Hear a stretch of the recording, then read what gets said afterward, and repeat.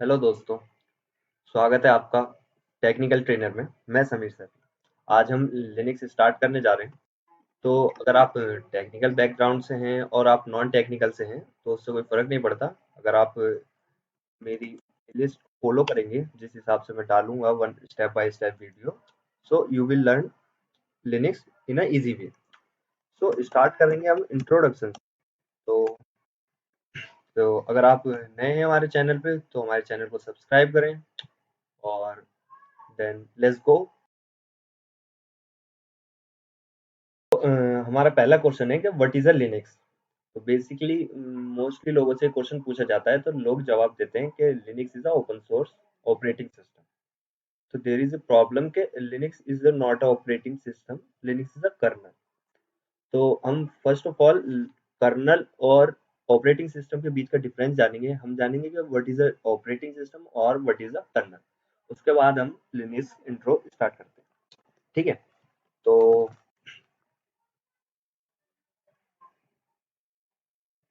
Operating system क्या होता है? ऑपरेटिंग सिस्टम हम यूज करते हैं अपने हार्डवेयर रिसोर्स को यूज करते हैं। जब हम अपने हार्डवेयर रिसोर्स को यूज करने के लिए हम एक सॉफ्टवेयर यूज करते हैं जिसे हम ऑपरेटिंग सिस्टम कहते हैं।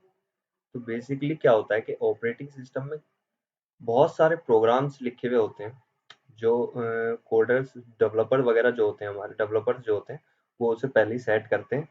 और बहुत सारे प्रोग्राम्स होते हैं उसके अंदर और वो हर प्रोग्राम का अलग अलग वर्क होता है और वो अपने अकॉर्डिंग रन होते हैं। तो उसे हम कहते हैं ऑपरेटिंग सिस्टम।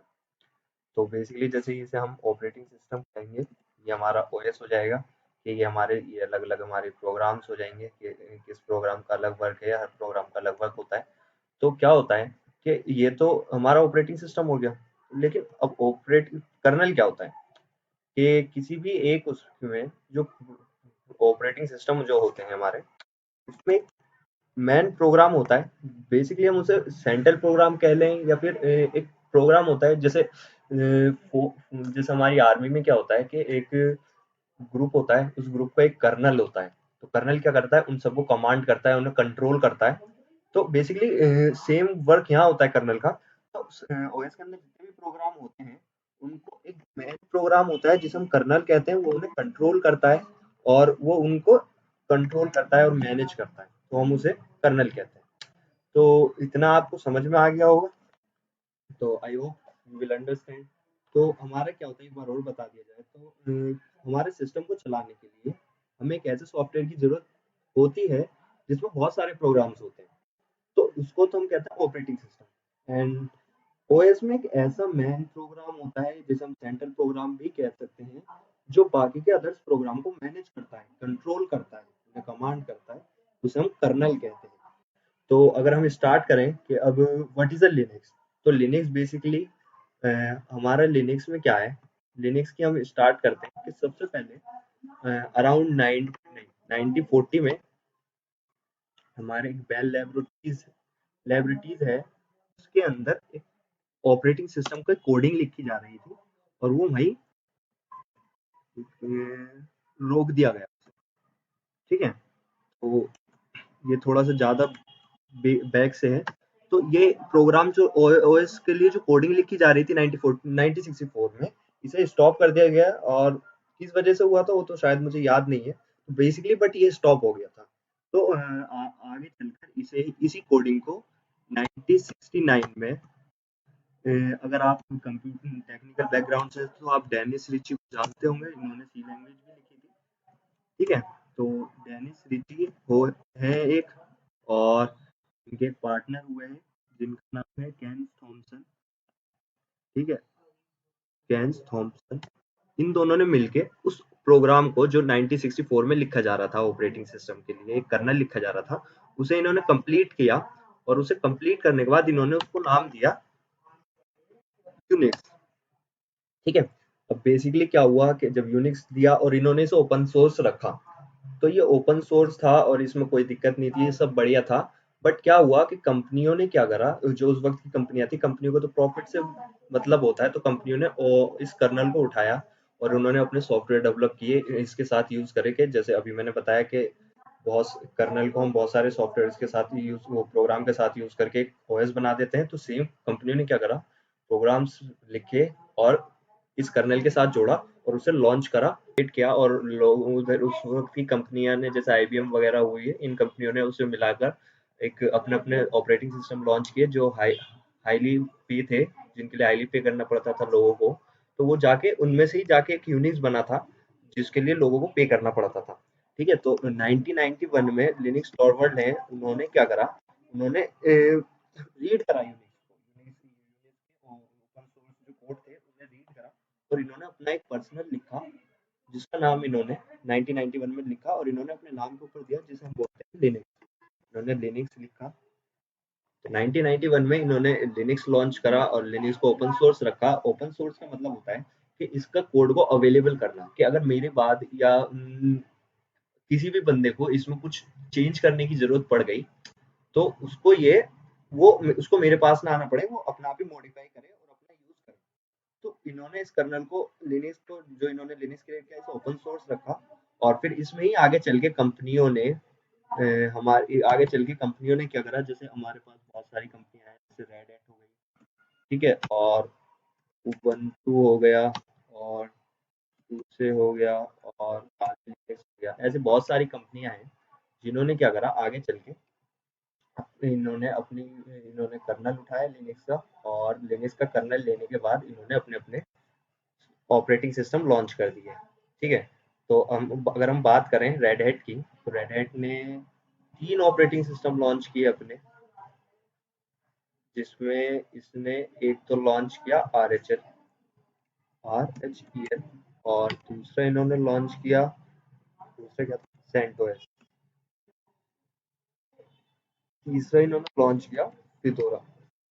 तो बेसिकली आरएचएल में क्या था, आरएचएल में इन्होंने अपने सारे सॉफ्टवेयर वगैरह लिख के और इन्होंने कर्नल लिनक्स कर्नल के साथ अटैच करके इन्होंने आरएचएल लॉन्च कर दिया। अब आरएचएल में क्या है, ये फ्रीली अवेलेबल तो है, बट इसमें क्या है कि ये बैक सपोर्ट देते हैं। अगर बाई चांस इन फ्यूचर हमारे पास, हमें जैसे एक कंपनी है उसने इसको आरएचएल यूज कर ली है और उसे कोई भी अपग्रेड चाहिए या कोई फ्यूचर कोई सॉफ्टवेयर है और वो रन नहीं हो रहा, उसमें कोई प्रॉब्लम आ रही है, तो उसे सपोर्ट लेना पड़ेगा। तो सपोर्ट लेगा रेड हैट से, क्योंकि रेड हैट ने उसे बनाया आरएचएल को। तो रेड हैट क्या करता है, इसके लिए सपोर्ट के लिए वो पे करना पड़ता है रेड हैट को। रेड हैट फ्री में सपोर्ट नहीं देता। रेड हैट कहता है अगर आपको सपोर्ट नहीं चाहिए, अगर आप फ्री चाहिए तो आप सेंटोस यूज करो। सेंटोस पे रेड हैट कोई सपोर्ट वगैरह नहीं देता, ये एक फ्री सॉफ्टवेयर है, सॉरी फ्री सॉफ्टवेयर है जो यूज होता है। ठीक है, और फिडोरा क्या था, फिडोरा इन्होंने बनाया था सिर्फ और सिर्फ टेस्टिंग पर्पस के लिए। तो इतना इसमें कुछ नहीं है, तो सिर्फ इतना ही था। और अगर हम बात करें कि विंडो में और लिनक्स में क्या फ़र्क है, तो हम Linux sorry window Windows versus Linux अगर बात करें, क्या डिफरेंस है? तो बेसिकली डिफरेंस ज़्यादा नहीं है। विंडो क्या होता है कि विंडो में अगर किसी को चेंज करने की आवश्यकता, किसी को कुछ चेंज चाहिए, कुछ अपग्रेड चाहिए, कुछ नया चाहिए, कुछ अपग्रेड चाहिए, तो उसे क्या करना पड़ता है, उसे बार-बार माइक्रोसॉफ्ट के पास जाना पड़ता है। ठीक है? तो ये ओपन सोर्स नहीं है, first of all, not open source. ठीक है? तो विंडो में हमें क्या करना पड़ता है, विंडो में तो हमें बार-बार उसके पास जाना पड़ता है, माइक्रो बट लिनक्स, अगर एक company operating system window use कर रही है और उसे कुछ नया अपग्रेड चाहिए, नया सॉफ्टवेयर करना है, कुछ नई कोडिंग करनी है, तो बार-बार माइक्रोसॉफ्ट के पास जाएगी, उसे उसके लिए पे करेगी, फिर अपना वर्क करेगी। बट अगर वो लिनक्स यूज़ कर रहा है, तो लिनक्स अगर उसके पास अच्छे डेवलपर हैं, तो उसे लिनक्स टॉरवल्ड के पास जाने की ज़रूरत नहीं है, वो अपना आप ही उसे डेवलप करके यूज़ कर सकते हैं। क्योंकि लिनक्स टॉरवल्ड ने जब इसे लॉन्च किया था, तो उसने एक बात कही थी कि ओपन लिनक्स जो है वो ओपन सोर्स है, कर्नल सभी के लिए है, बट अगर कोई कंपनी इसे यूज करके एक ऑपरेटिंग सिस्टम बनाती है तो वो उसका ओपन कोड जो है वो ओपन सोर्स रखेगी, हाइड नहीं करेगी। तो लिनक्स क्या है, हमारा ओपन, ठीक है, तो बट हमारा विंडो ओपन सोर्स नहीं है। तो फर्स्ट तो डिफरेंस ये हो गया। सेकंड डिफरेंस, लोग कहते हैं कि लिनक्स लिनक्स खाली सीएलआई और विंडो सीएलआई भी है, विंडो जीयूआई है, इट इज अ डिफरेंट। नहीं, ऐसा नहीं है। विंडो क्या होता है, विंडो में सीएलआई और हमारा जीयूआई दोनों होता है। बेसिकली जो मैं यूज कर रहा हूँ मेरी विंडो है, तो ये हमारा तो जीयूआई हो गया, है ना। और अगर मैं इसमें सीएमडी खोलूँ तो ये हमारा CLI हो गया, यहाँ पे हम कोई भी कमांड चला के चेक कर सकते हैं, जैसे ठीक है। तो हम इससे CLI और GUI, तो ये हमारा दोनों है। अब हम इसमें चूज नहीं कर सकते कि भाई मुझे खाली CLI चाहिए, क्योंकि वो माइक्रोसॉफ्ट वाले ने डिसाइड करा है, तो वो हमें दोनों देगा। ठीक है, तो इसमें क्या है, इसमें हमें CLI और GUI दोनों है।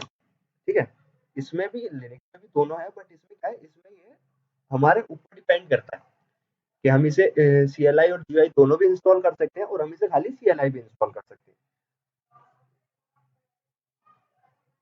तो ये हम दोनों इसमें इंस्टॉल कर सकते हैं। तो बेसिकली इतना ही डिफरेंस था, और ये ज़्यादा सिक्योर यूँ है कि जैसे लिनक्स कर्नल क्या है, ये तो ओपन सोर्स है, तो कर्नल हर किसी को अवेलेबल है। तो मैंने कर्नल लिया और मैंने अपने अकॉर्डिंग कर्नल के साथ और अदर सॉफ्टवेयर लगा के ऑपरेटिंग सिस्टम बनाया, और मैं यूज़ कर रहा हूँ।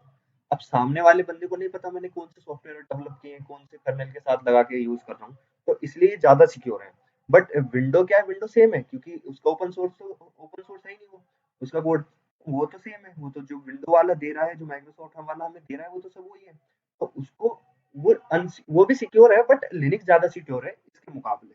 ठीक है, तो अगर हम आगे चल के अगर हम बात करेंगे इंस्टॉलेशन की, तो इंस्टॉलेशन हम करेंगे। तो इंस्टॉलेशन क्या होता है कि बेसिकली इंस्टॉलेशन दो टाइप से होती है। तो फर्स्ट ऑफ ऑल इंस्टॉलेशन होती है लोकल इंस्टॉलेशन। ठीक है, लोकल इंस्टॉलेशन। सेकंड होता है हमारा नेटवर्क इंस्टॉलेशन।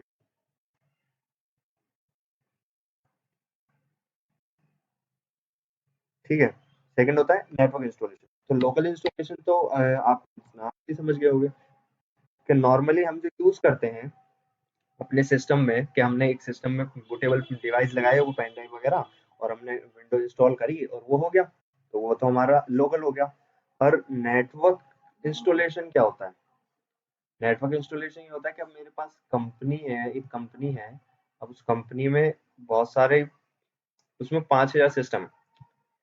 अब 5,000 सिस्टम के लिए मैं अलग अलग तो इंस्टॉलेशन करने जाऊंगा नहीं, या ना 5,000 बंदे रखूंगा वो एक साथ हो जाए, तो अलग अलग रखूंगा तो उसमें बहुत टाइम लगेगा। तो इसमें क्या है, जैसे ये हमारे 4 सिस्टम हो गए, ये हमारे 4 सिस्टम हो गए। ठीक है, और ये हमारा नेटवर्क डिवाइस हो गया, और ये हमारा सर्वर हो गया, और ये चारों कनेक्ट है आपस में, ये इससे कनेक्ट है। ठीक है, ये है हमारा नेटवर्क डिवाइस।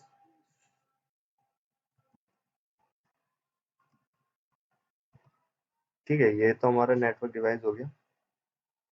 ये हमारा हो गया PXE बूट सर्वर, इसे हम बोलते हैं PXE